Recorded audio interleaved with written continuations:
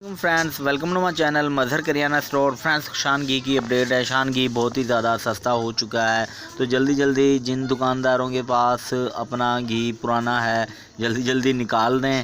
और बाकी मेरा तो काम है अपडेट देना, जो भी रेट हो मैं उसकी अपडेट दे देता हूँ। मेरे तो खुद के पास ये पड़ा हुआ है पुराने रेट का ही, क्योंकि कल ही मैं पेटी लेके आया हूँ और कल ही मैंने वीडियो बना के भी भेजी थी और आप लोगों ने देखा ही होगा।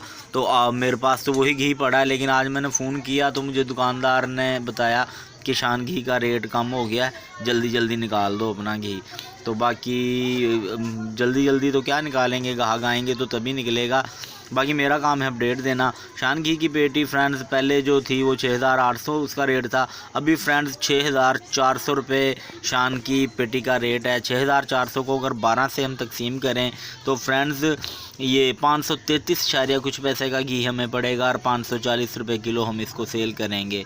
तो बाकी फ्रेंड्स अब तक की यही अपडेट है, और भी ऐसी अपडेट्स के लिए हमारे चैनल को सब्सक्राइब कर लें। Thanks for watching. अल्लाह हाफिज़।